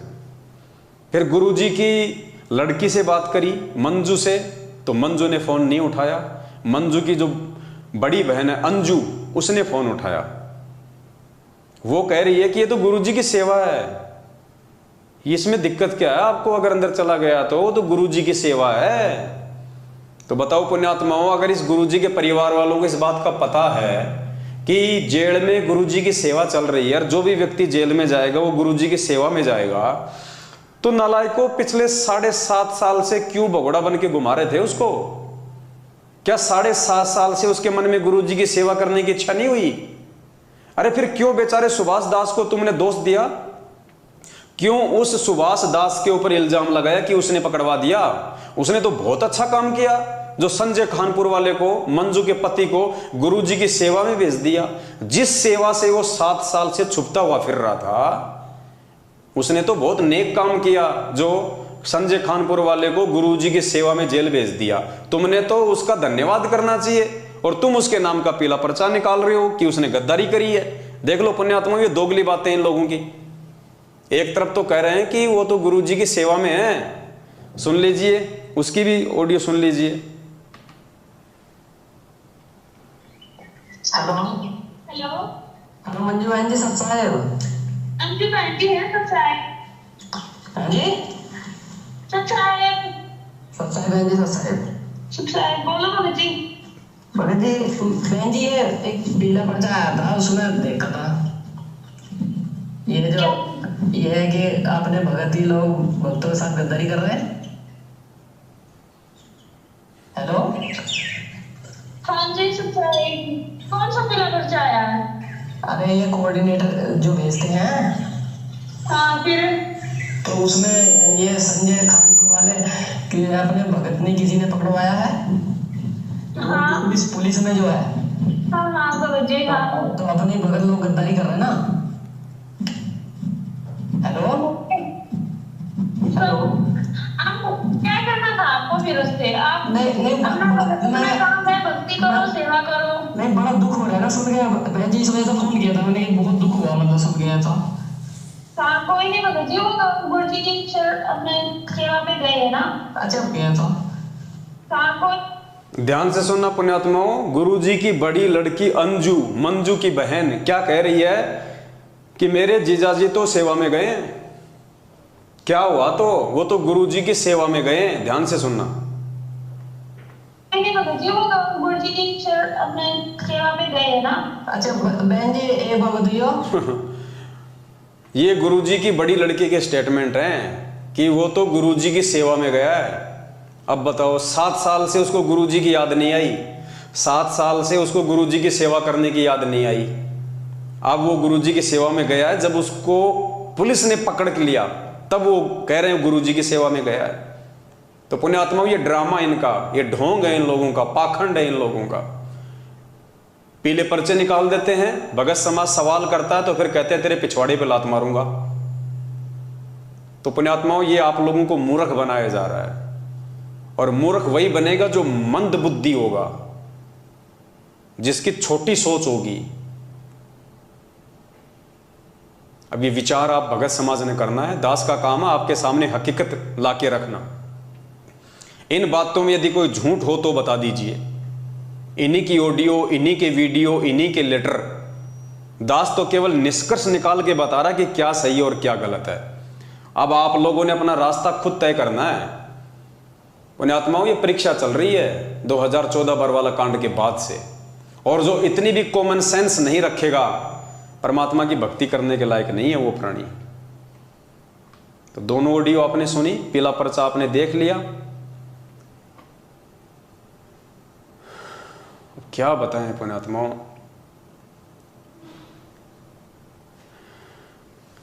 और बहुत सारी बातें हैं, समय ज्यादा हो जाएगा, इसलिए दास प्रार्थना करेगा। आप जो ये फोटो देख रहे हैं यहाँ पे, एक पुस्तक निकाली थी सतलोक आश्रम मैनेजमेंट हरियाणा ने, जब जब भूल पड़े। मासिक पाठ यानी महीने में एक बार पढ़ना जरूरी है, गुरुजी का आदेश है। आजकल इस पुस्तक को पढ़ने के लिए भगत समाज को पीले पर्चे भेज भेज के बहुत ज्यादा जो है वो दबाव दिया जा रहा है कि गुरुजी का सख्त आदेश है, गुरुजी का सख्त आदेश है, आपने इस पुस्तक को पढ़ना है, गुरुजी का सख्त आदेश है, आपने इस पुस्तक को पढ़ना है। विशेष तौर से भगत समाज के ऊपर जोर दिया जा रहा है। तो परमात्मा ने दास को प्रेरणा की, आने वाले दिनों में दास आपको विस्तार से ये पुस्तक पढ़ाएगा, विस्तार से। इस पुस्तक के अंदर 22 पॉइंट हैं टोटल, 1 से लेके 22 तक पॉइंट हैं। 22 वीडियो बनेंगे, टोटल 22 वीडियो बनेंगे। एक दिन छोड़ के एक दिन हम इस पुस्तक पे आएंगे। हम लोग इस पुस्तक का पूरा जो निष्कर्ष है वो निकाल के हम समझेंगे कि वास्तव में पुस्तक क्या है। और पुण्यात्मा, इस पुस्तक को पढ़ना बहुत जरूरी है। इस पुस्तक को पढ़ने से हमारे बहुत सारे कंसेप्ट क्लियर होंगे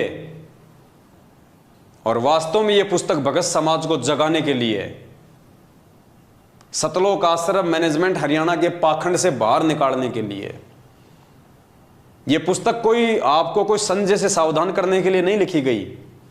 संजय जो पाखंडी है, जो गुरुद्रोही है, जो अपने आप को गुरुदेव, जो अपने आप को गुरु नानक जी की आत्मा बताता है, जो मनमुखी रूप से जो गुरु बन चुका है, वो तो है ही पाखंडी, वो तो है ही गुरुद्रोही। लेकिन यह पुस्तक आप लोगों को संजय से बचाने के लिए भी नहीं है। असल में यह पुस्तक आपको सतलोक आश्रम मैनेजमेंट हरियाणा के पाखंड से बचाने के लिए। और इस पुस्तक का हम विस्तार से वर्णन करेंगे, विस्तार से वीडियो बनाएंगे, तब आपको बताएंगे, आपको समझाएंगे, एक एक पॉइंट आपको समझाया जाएगा। तो पुण्यात्माओं, थोड़ा सावधान रहो। यह समय एक बार हाथ से निकल गया, दोबारा नहीं आएगा, परमात्मा फिर नहीं संभालेगा। ये जो सतलोक आश्रम मैनेजमेंट हरियाणा है, ये सबसे बड़ा दुश्मन है भगत समाज का, सबसे बड़ा दुश्मन। सतगुरु रामपाल जी भगवान का कलयुगी परिवार, उनके बेटा बेटी, भाई बंधु, रिश्तेदार, जवाई, आपके नामदान संचालक, आपके कोऑर्डिनेटर, ये सब के सब लोग काल भगवान की नौकरी कर रहे हैं। अपने धार्मिक धंधे को आगे बढ़ाने के लिए, अपने स्वार्थों को आगे रख के ये लोग चल रहे हैं। आप लोग इनको फ्री के मजदूर मिले हुए हैं ये पुस्तकें बांटने के लिए। ये टीवी चैनलों पे इन्होंने जो सत्संग चला रखे हैं ना, ये कोई दुनिया को ज्ञान समझाने के लिए नहीं है। अगर इनको खुद को ज्ञान होता तो बरवाला कांड ही नहीं होता। अगर इनको खुद को ज्ञान होता तो पुण्यात्माओं, ये घटिया राजनीति गुरुदेव के जेल जाने के बाद नहीं करते। ये गुंडों की सीबीआई जांच का समर्थन भक्तों से नहीं करवाते। ये भक्तों का रक्तदान और खून वगैरह दान करवा के मोटे पैसों पे प्राइवेट हॉस्पिटलों को नहीं बेचते। ये अपने धार्मिक धंधे को इतना महत्व नहीं देते। इस भक्ति मार्ग में सबसे बड़ा रोड़ा यदि कोई है तो सतलोक आश्रम मैनेजमेंट हरियाणा है। कुछ भाई बहन अपनी अल्प बुद्धि के चलते ये कह देते हैं कि सतलोक आश्रम मैनेजमेंट हरियाणा ने तो इतने भगत जोड़ दिए, तुमने क्या कर लिया? मैनेजमेंट ने 5 लाख भगत जोड़ दिए बरवाला कांड के बाद। पुण्यात्माओं, इन्होंने जोड़े नहीं, इन्होंने तो तोड़ दिए। जोड़े तो भगवान ने थे भगत ज्ञान दे दे के 27 साल से। इन्होंने तो 2014 में बरवाला कांड करके भक्तों को परमात्मा से तोड़ दिया, दूर कर दिया। और आज लगातार 7.5 साल से भगत समाज से उल्टे कुक्रम करवा करवा के उनको तोड़ते ही जा रहे हैं। पुण्यात्माओं, विचार करो, आप जो अपनी छोटी सोच से बातें बोल देते हो कि ये भगतों को जोड़ रहे हैं और कह रहे हैं इन्होंने 7 साल में 5 लाख लोग जोड़ दिए नामदान केंद्रों से। पुण्यात्माओं, विचार करो, 7 साल में सतलोक आश्रम मैनेजमेंट हरियाणा ने एडी से चोटी का जोर लगा के हम मान लेते हैं 5 लाख लोग जोड़ दिए, 10 लाख जोड़ दिए। 7 साल में 10 लाख। हिंदुस्तान की जनसंख्या 140 करोड़ और ये 7 साल में जोड़ रहे हैं 10 लाख। इनके हिसाब से तो पुण्यात्माओं 700 साल में भी पूरा हिंदुस्तान नहीं जुड़ेगा। अकेला हिंदुस्तान ही इनके हिसाब से 700 साल में नहीं जुड़ने वाला। और परमात्मा ने जोड़ना थोड़े से समय में पूरी दुनिया को। तो पुण्यात्माओं, परमात्मा का मिशन इनके अनुसार चलेगा या परमात्मा के अनुसार चलेगा? ये लोग जोड़ नहीं रहे, ये तोड़ रहे हैं। अरे भगत तो परमात्मा ने बनाए थे, इन्होंने तो बिगाड़ दिया। गुरुदेव ने सत्संग में कहानी बताई। एक साधु था। पहले लोग ऐसे ही पैदल यात्रा किया करते थे। तो एक साधु लेके अपने हाथ में कमंडल और किसी दूसरे स्थान को जा रहा था। रास्ता काफी लंबा था। जंगल में उन्होंने देखा एक झोपड़ी सी बनी हुई है। साधु ने सोचा हो सकता है कोई परिवार रहता होगा, थोड़ा जलपान कर लेते हैं, घंटा 2 घंटा आराम कर लेते हैं, फिर आगे की यात्रा करेंगे। ये सोचकर साधु वहां चला गया। वहां जाके देखा तो वहां पे 3-4 युवा लड़के बैठे हुए थे। तो युवा लड़कों ने कहा कि आओ महाराज, आओ आओ, बैठो बैठो बैठो बैठो। तो साधु ने कहा कि भाई तुम अकेले यहाँ पे क्या कर रहे हो जंगल में? उन्होंने कहा जी हम लोग मुर्गा बना रहे हैं, मुर्गा बना रहे हैं, मुर्गा। अब साधु बेचारा भोला भाला, मांस मिट्टी से दूर था। अब उसने सोचा है भाई हमने तो सुना है कि मुर्गा तो भगवान बनाता है, ये पशु पक्षी जानवर ये योनियां तो परमात्मा बनाता है। साधु ने कहा कि साधु ने मन ही मन में सोचा कि मैंने तो सुना है कि भगवान बनाता है मुर्गा, और ये कह रहे हैं कि हम मुर्गा बना रहे हैं, तो चलो देखेंगे आज ये कैसा क्या मुर्गा बनाते हैं। तो साधु वो चमत्कार देखने के लिए वहां रुक गया। 10, 15, 20 मिनट बाद में वो लड़के एक थाली के अंदर मुर्गा डाल के लेके आए, बोटी बोटी। बोला लो महाराज मुर्गा बन के तैयार है। तो महाराज ने सर पे 3 थप्पी मारी और कहा रे नालायको, अरे तुमने बनाया कहां, तुमने तो बिगाड़ दिया।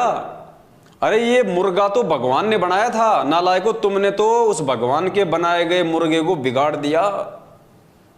साधु वहां से चल दिया। पुण्यात्मा वो साधु तो समझदार था इसलिए वहां से चल दिया। मैं कहता हूं अगर आज की संगत अगर वहां होती तो मुर्गे की बोटी बोटी खा जाती, नहीं छोड़ती, और कहती बहुत शानदार बनाया, गजब बनाया। तो पुण्यात्माओं उस मुर्गे की तरह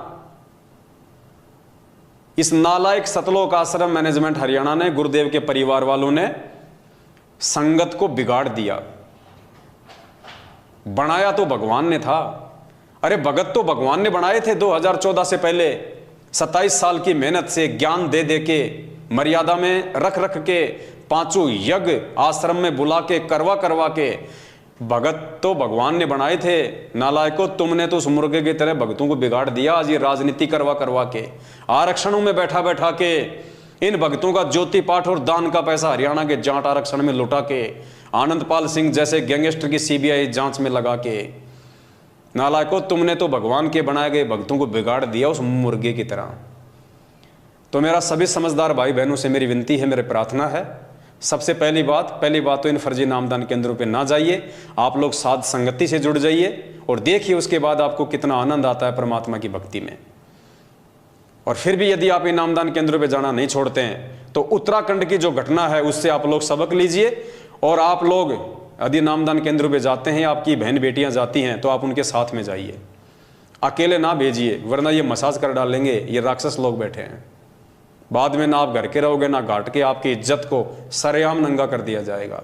और मेरे पास यदि वो वीडियो आ गया तो बची खुची जो इज्जत है फिर वो दास उगाड़ देगा, क्योंकि दास की तो ड्यूटी यही है। जो मंदबुद्धि प्राणी इतना समझाने के बाद भी, इतना बताने के बाद भी, भगवान के द्वारा इतना ज्ञान दिए जाने के बाद भी जो नीर खीर का निबेरा नहीं कर सकता, उनकी इज्जत रखने का कोई मतलब नहीं है। और एक व्यक्ति की इज्जत यदि बाजार में नीलाम हो रही है और उस नीलाम होती हुई इज्जत को देख के अगर हजारों भगत भाई बहन समझ रहे हैं, जान रहे हैं, तो पुण्यात्माओं परमात्मा कहते हैं एक सेव को, जो गंदा सेव होता ना, उसको टोकरी से उठा के बाहर फेंकने में कोई शर्म नहीं है। तो अगर इन जैसे एक आध भक्तों की इज्जत को अगर समाज में अगर उगाड़ भी दिया जाए तो समाज समझेगा, समाज जानेगा, पहचानेगा कि वास्तव में संत रामपाल जी की आड़ में क्या खेल चल रहा है। जेल में बैठे हुए संत रामपाल जी की आड़ में बाहर ये फर्जी नामदान केंद्र खोल खोल के अपने धार्मिक धंधे के लोग कैसे उनको बदनाम करने में लगे हुए हैं, कैसे लोग भक्तों के साथ में ऐसी ऐसी घटिया हरकतें करने में लगे हुए हैं, कैसे लोग भगत समाज की मर्यादाओं को तार तार कर रहे हैं। तो पुण्यात्माओं समय नहीं है, विनाशकारी समय बेहद नजदीक है। बाद में रोओगे, पछताओगे। ये संदेशे बार बार नहीं मिलेंगे आपको आने वाले समय में, क्योंकि विश्व युद्ध छिड़ेगा।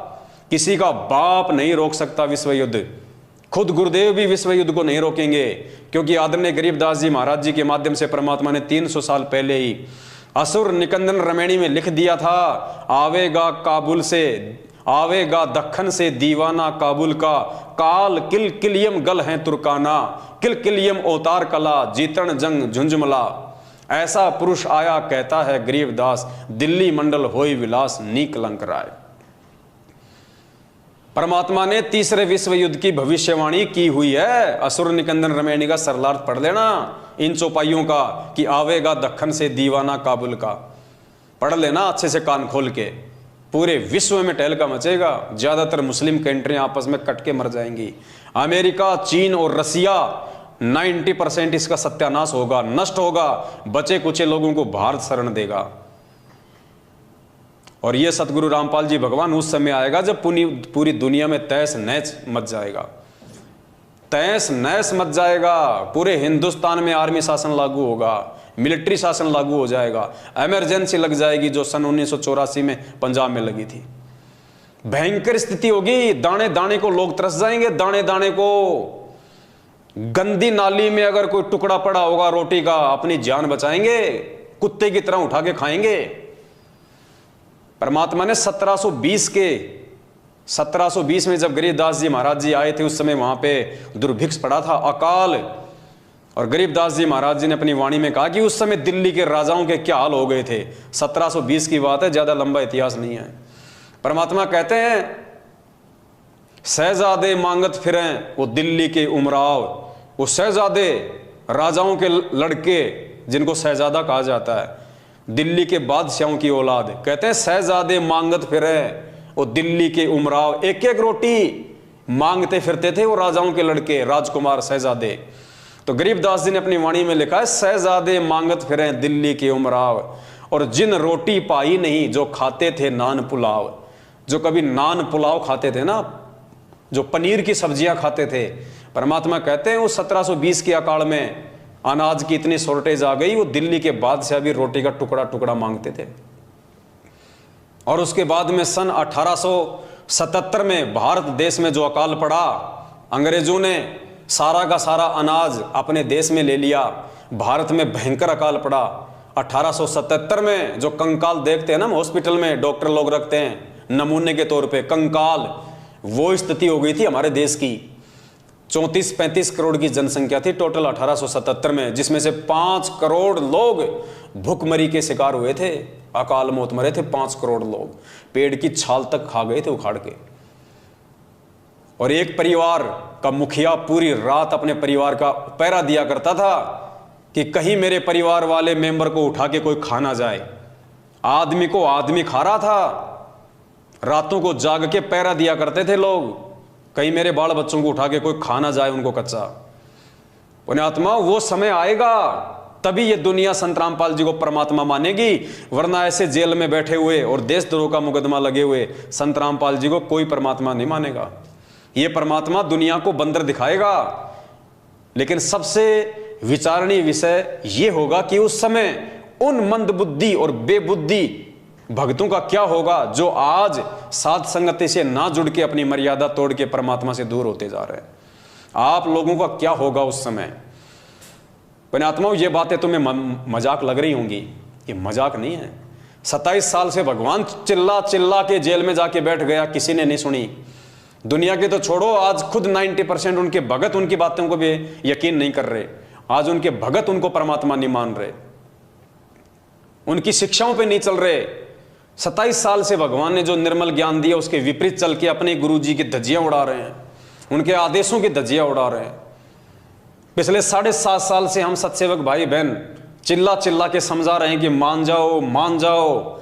इस धरती पे यदि काल उतरा हुआ है तो सतलोक आश्रम मैनेजमेंट हरियाणा के रूप में उतरा हुआ है।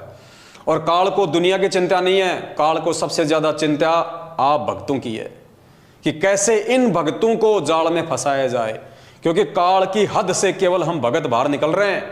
यदि काल के हद से बाहर निकलने का कोई प्रयास कर रहा है 21 ब्रह्मांड से, तो हम भगत कर रहे हैं, तो वो सबसे पहले हम भक्तों को काबू में करेगा। और उसका काबू करने का एक ही तरीका है, मर्यादा तोड़वाना। क्योंकि गुरु जी का वचन है, गरीबदास जी महाराज जी ने अपनी वाणी में लिखा है कि मुझे परमात्मा ने दुखी होते हुए कहा था कि गरीबदास, मैं समर्थ हूं, मैं परमात्मा हूं, अनंत कोटि ब्रह्मांड का स्वामी हूं, लेकिन भाई मैं क्या करूं, मेरी आंखों के सामने मेरे बच्चे मरते, मुझे बड़ा दुख होता है, मैं क्या करूं। तो गरीबदास जी महाराज जी ने परमात्मा की उस वाणी को अपने शब्दों में लिखा। परमात्मा कह रहे हैं कि अनंत कोटि बाजी जहां और हम रचे सकल ब्रह्मांड, और गरीबदास मैं क्या करूं, यो काल करे जीव खंड। कि गरीबदास उस समय मैं भी मजबूर हो जाता हूं, मैं समर्थ परमात्मा भी असमर्थ हो जाता हूं, जब ये काल मेरी आत्माओं को मर्यादा तोड़वा कर मुझसे दूर कर देता है। और मेरा और इस काल का एक एग्रीमेंट हो रखा है कि जब तक हंसा हमरी आना, काल लगे ना तेरा बाणा। जब तक मेरा भगत मेरी मर्यादा में रहेगा, काल तेरा कोई बेटक, तेरा कोई भी दाव उस पर नहीं लग सकता। लेकिन जिस दिन मेरे भगत की मर्यादा टूटी, उसी दिन से वो मुझसे ऑटोमेटिक दूर हो जाएगा, फिर उसके ऊपर तेरा पैरा होगा। तो पुण्यात्माओं, आज वो काल भगवान जिसने खुद परमात्मा को वचन दिया था कि परमात्मा तीनों युगों में जीव थोड़े ले जाना, और जब वो कलयुग आवे तो जितने मर्जी जीव ले जाना। तो पुण्यात्माओं, आज ये कलयुग है, बिचली पीढ़ी। काल ने खुद वचन दे रखा भगवान को, तो काल चादर ओढ़ के नहीं सो रहा। 1000 कला का स्वामी है, 1000 मुंह खोल के बैठा है संगत को खाने के लिए, और आए दिन संत रामपाल जी की संगत को अपना निवाला बना रहा है। सबसे ज्यादा संगत अगर आज किसी संत की मर रही है तो ये सोचने का विषय, ये शर्म की बात है कि संत रामपाल जी भगवान की मर रही है, जबकि मरनी चाहिए थी नकलियों की, लेकिन मर रही है उस असली संत की। क्यों? मर्यादा टूटने के चलते। मर्यादा कौन तोड़वा रहा है? संत रामपाल जी भगवान का कलयुगी परिवार, उनके बेटा बेटी भाई बंधु रिश्तेदार, ये कोऑर्डिनेटर, ये नामदान संचालक, ये पीले पर्चे निकाल के, फर्जी लेटर निकाल के, नकली ऑडियो निकलवा के।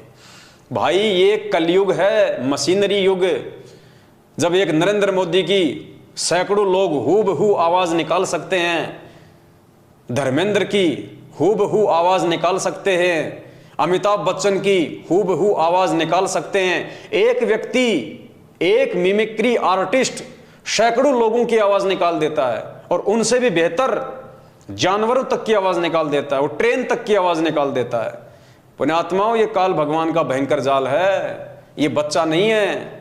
बच्चे आप और हम हैं जो समझ नहीं पा रहे, और साध संगति से ना जुड़ के सतलोक आश्रम मैनेजमेंट हरियाणा की अंधे होके गुलामी करने के चलते आए दिन मर्यादा तोड़ के परमात्मा से दिन ब दिन दूर होते जा रहे हैं।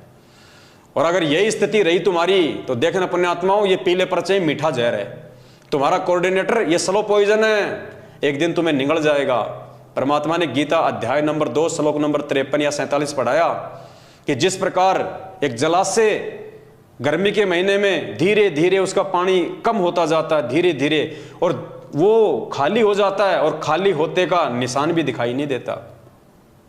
ठीक इसी प्रकार पुण्यात्माओं, ये सतलोक आश्रम मैनेजमेंट हरियाणा तुम्हारे को परमपिता परमेश्वर के आदेशों की आड़ में जो मीठा जहर पिला रहा है, राजनीति का, आरक्षणबाजी का, रक्तदान का, देहदान का, गैंगस्टरों की सीबीआई जांच का, ज्योति का, पाठ का, पुण्यात्माओं ये स्लो पॉइजन है। और ये स्लो पॉइजन एक दिन तुम्हारी नसों में इस कदर बैठ जाएगा, तुम स्वतः ही स्थिल हो जाओगे। तुम ना घर के रहोगे ना घाट के, और फिर कभी न कभी काल भगवान के कहर का शिकार हो जाओगे, और पीछे से तुम्हारे नाम का एक पीला पर्चा निकाल दिया जाएगा, सतलोक चला गया, सतलोक चला गया, परमात्मा की आत्मा सतलोक चली गई। एक्सीडेंट में मर जाए वो भी सतलोक, नहर में कूद के मर जाए वो भी सतलोक, दोनों पति पत्नी लड़ाई झगड़ा करके मर जाएं वो भी सतलोक। अरे फिर भक्ति की जरूरत क्या है? फिर तो दुनिया मर रही है, वो भी सतलोक की जारी होगी सीधी। पुण्यात्मा कुछ नहीं है, किसी का कुछ नहीं बिगड़ेगा, सिर्फ तुम लोग अपना बिगाड़ लोगे। अभी समय है तुम लोगों के पास में। परमात्मा ने बहुत बड़ी मेहर कर रखी है संगत में। जो अच्छी आत्मा है उनके लिए परमात्मा ने एक ऑप्शन दे रखा है, साध संगति का।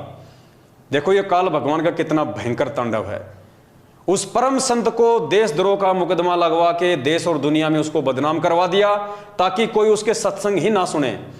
आज गुरुजी के नाम से यानी संत रामपाल नाम से दुनिया को इतनी नफरत है, नाम सुनते ही उनको 11,000 वोल्ट का झटका लगता है। इतना बदनाम करवा दिया काल भगवान ने अपनी साजिश के तहत कि कोई उसके विचार ना सुन ले, कोई उसके सत्संग ना सुन ले, क्योंकि काल को पता है कि इसके सत्संगों में दम है, इसके विचारों में दम है। और जिस व्यक्ति ने संत रामपाल जी के विचार सुन लिए, सत्संग सुन लिए, तो आत्मा तो परमात्मा की वो फड़क जाएगी और मेरे जाल से बाहर निकल जाएगी, भगवान की शरण में आ जाएगी, मेरा निवाड़ा मेरे मुख से निकल जाएगा। तो पुण्यात्माओं, इंटरनेशनल स्तर पे यानी सामाजिक स्तर पे तो उसने परमात्मा को बदनाम करवा के और साइड में कर दिया, देशद्रोह का मुकदमा लगवा के। अब संगत में कोई ना समझ ले वास्तव में परमात्मा के सत्संगों को, परमात्मा के सत्संगों के सार को, इन शब्दों के सार को, गूढ़ रहस्यों को जो गुरु जी को परमात्मा साबित करते हैं, इस दास को उसने गुरुद्रोही घोषित करवा दिया। और आज इस पवन दास का नाम संगत में उतना ही बदनाम है, लोग उतनी ही नफरत करते हैं संगत वाले इस पवन दास नाम से, जितनी जगत वाले संत रामपाल नाम से नफरत करते हैं। उन पे देशद्रोह का मुकदमा, मेरे ऊपर गुरुद्रोही का तमगा। लोग उनके सत्संग तक नहीं सुनते, इतनी नफरत करते हैं। संगत वाले मेरे वीडियो तक देखने से डरते हैं, इतनी नफरत करते हैं। ये काल भगवान का भयंकर षड्यंत्र है।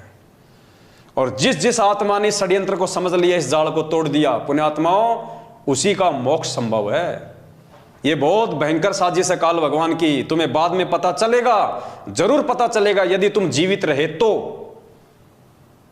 अगर जीवित रहे तो तुम्हें इस हकीकत का भी पता चलेगा, यह सच्चाई भी सामने आएगी। लेकिन उस समय फायदा कुछ नहीं होगा, उस समय 0/0 फायदा। फायदा आज है अगर समझ जाओ तो, बाद में तो सिवाय पश्चाताप के आंसू बहाने के कुछ भी शेष नहीं रहेगा। इसलिए दास की विनती है, मैं तुम्हारा दुश्मन नहीं हूं भाई, मैं तुम्हारा भाई हूं। मैंने कभी भी तुम्हारा बुरा नहीं सोचा है, ना सोचूंगा, ना सोच सकता, क्योंकि ये परमात्मा की मर्यादाओं में है। एक शत्रु एक मित्र है, भूल पड़ी रे प्राण, यम की नगरी जाएगा शब्द हमारा मान। तो मैं परमात्मा को दुखी नहीं करना चाहता, मैं आप लोगों की दुर्भावनाओं का शिकार नहीं होना चाहता। जबरदस्ती यदि आप मुझे अपनी दुर्भावनाओं का शिकार बनाओ तो इसमें मेरा कोई दोष नहीं है, ना मुझे कोई हानि हो सकती है। इसलिए मेरी आप सभी भाई बहनों से हाथ जोड़ के विनती है, आप जितने भी सतलोक आश्रम मैनेजमेंट हरियाणा के पीछे चल रहे हैं, पुण्यात्माओं, आंखें खोलो। और परमात्मा कहते हैं, कहे कबीर सोए जन मेरा, जो नीर खीर का करे निबेरा। गुरुदेव कहते हैं, मेरा असली भगत वो है जो सही और गलत दोनों में से सही की पहचान कर लेगा। तो पुण्यात्माओं, तुम्हारे को तो सही देखने भी नहीं दिया जा रहा, सही बात को तो तुम्हारे हाथ भी नहीं लगने दिए जा रहे। तुम मैनेजमेंट की भी सुनो, इस पवन दास की वीडियो भी देखो और फिर निर्णय करो। वो होता है जज, वो होता है असली भगत। जब तुम्हारे सामने दूसरे पक्ष को रखने नहीं दिया जा रहा, तुम्हारे सामने दूसरे पक्ष को लाने नहीं दिया जा रहा, उससे पहले तुम्हें डरा दिया जाता है कि तुम्हारा नाम खंड हो जाएगा, तुम्हारा नाम खंड हो जाएगा, तो एक पक्ष को देख के तुम निर्णय क्या करोगे? अरे कोर्ट में जो जज बैठता है, जब तक उसके सामने दोनों पक्षों को नहीं रखा जाएगा, दोनों पक्ष के वकील अपनी अपनी दलीलें पेश नहीं करेंगे, तब तक वो जज क्या निर्णय करेगा कि क्या सही है और क्या गलत है। तो पुण्यात्माओं, तुम्हारे सामने तो केवल एक पक्ष जो है वो खड़ा किया जा रहा है। पीले पर्चे, गुरु जी का आदेश, डर भय कि दूसरे पक्ष को देख लिया, साध संगत के वीडियो देख लिए, पवन दास के वीडियो देख लिए तो नाम खंड हो जाएगा, नाम खंड हो जाएगा, परमात्मा से दूर हो जाओगे। तुम्हें तो दूसरा पक्ष देखने से पहले ही डराया जा रहा है, तो तुम जज की भूमिका कहां से निभाओगे? परमात्मा के वचन क्या कह रहे हैं, तुम्हारे से क्या करवाया जा रहा है?